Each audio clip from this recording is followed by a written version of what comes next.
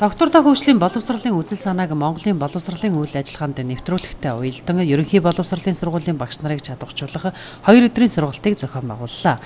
Сургалтанд сургуулийн зарим багш нар нийгмийн ажилтнууд гээд 40 гаруй хүн хамрагдаж төрөөс доктортой хөгжлийн боловсролын талаар баримталж буй бодлого доктортой хөгжлийн боловсрол, бүсийн төвд доктортой хөгжлийн боловсролыг хөгжүүлэх бодлого гэсэн чиглэлээр мэдлэгээ нэмэгдүүлсэн юм а. Энэхүү сургалтын үйл ажиллагаа нь доктортой хөгжлийн боловсролын 2015 оны энэчүүний тунхаглалын үзэл санааг нийт багш нарт таниулах, мэдүүлэх, тэр үзэл бодлоор сургалтын хөтөлбөр агуулга, боловсролын талаар баримталж байгаа бодлого чиглэлийг танилцуулах үйл явц явж байна. Өнөөдөр бид энэхүү сургалтанд бол нэг сургуулиас 3 хүний бүрэлдэхүүнтэй энэ багийг бүрдүүлж оролцуулж байгаа маань сургууль болгоно доктортой хөгжлийн үзэл баримтал дээр суурилсан сургалтын агуулга хөтөлбөрийг хэрэгжүүлэх багц суурь бүрэн дунд боловсролын төвшөнд төрөөс баримталж байгаа бодлого суурилсан мөн 2016-аас 20 онд хэрэгжүүлэхээр засгийн газрын үйл ажиллагааны мөрөө төлбөрт туссан энэ доктортой хөгжлийн үзэл баримтлуудыг үйл ажиллагаа болгон хэрэгжүүлэхэд бүх үйл ажиллагаа маань чиглэгдэж байгаа. Энэ багш нар өнөөдөр авч байгаа энэ мэдлэг мэдээлэлээ цааш нь сургууль дээр дахин үргэлжлүүлж сургалтаа зохион байгуулна. Мөн орон нутгт дээр сургууль болгон дээр энэ доктортой хөгжлийн үзэл баримтлалыг хэрэгжүүлэх ажлын баг бичил байдлаар үүсч бий болж байгаа. Энэ маань өнөөдөр Монгол улсын төрөөс баримталж байгаа боловсролын талаар баримталж байгаа үйл ажиллагааг нэгж байгууллага болгон хэрэгжүүлэх, нэгж байгууллага нь цаашаага орон нутгийн нутгийн оролцооны байгууллагуудтай хамтарч энэ хөтөлбөрийг хэрэгжүүлэх энэ гол үйл ажиллагаа. Иргэнийг хөгжүүлэх, хүнийг хөгжүүлэх, хүн байгальдаа нийгэмдээ эрэг байдлаар зөв амьдрах энэ иргэний амьдрах арга чадвар ухааны асуудлыг л төлхөө тавьж байгаа энэхүү энэчүүний тунхаглалын маань суурь юм байна. Доктортой хөгжлийн боловсролын үзэл санааг түгээн дэлгэрүүлэх ажлыг 21 аймгийн 7 бүсэд хуваан сургалтын үйл ажиллагаагаа явуулж байна.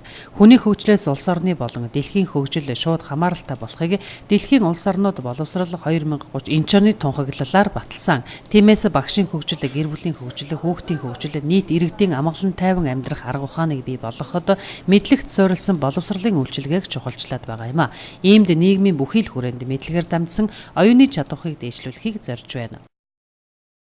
Тэгэхээр ерөөсөө боловсролын байгууллагаар дамжуулж иргэнийг боловсруулах, хөгжүүлэх ажиллагаа маань өнөөдөр зөвхөн Монголын төрөөс барьж байгаа төрийн бодлого биш, дэлхийн нийтээрээ нэг чиглэл рүү харж, нэг тийшээ харж Монгол дэлхий дээрээ зөв амьдрах энэ цаг хугацааныхаа өөрийнхөө амьдарч байгаа энэ цаг хугацаанд эерэг хандлагатай зөв мэдлэг мэдээлэлтэй шинжлэх ухааны танин мэдхүйн энэхүү мэдлэг мэдээллийг эзэмшээд энэхүү чадвар дээрээ суурилсан зөв амьдралын хэв маягуудыг бий болгоход чиглэсэн энэ том сургалтууд явагдаж байгаамаа.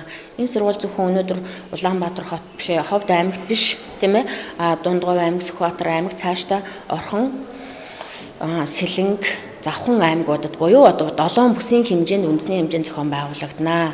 Энэхүү сургалтын маань үйл ажиллагаа бол гол чиглэл нь төрөөс баримталж байгаа бодлого маань доктортой хөгжлийн үзэл санаатай хэр нийцэж байна уу?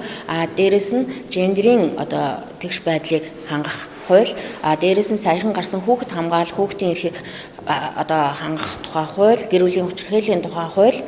Ерөөсөө эдгээр бүх дээрээс нь амьдрах ухааны чадваруудыг бий болгох энэ багц сургалтууд явж байгаа. Тэгэхээр энэ өнөөдөр дэлхийн хүн төрөлхтний өмнө тавигдаад байгаа хамгийн чухал асуудлын нэг бол ерөөсөө хүнээр дамжуулж, хүн хоорондын харилцаагаар дамжуулж байгальд үзүүлж байгаа сөрөг нөлөөллүүдийг аль болохоор багасгах, тэр нөлөөлөлтөө үндэслээд нөлөөллийг багасгах хэмжээгээр хүмүүсийн амьдралын ядуурл, хоосрол, өсгөлөн альва тэгш бус байдлууд аль болохоор жигдэрх энэ чиг хандлага дэлхийн нийтээр явж байгаа энэ хандлагатай л уялдаж үйл ажиллагаа явж байна.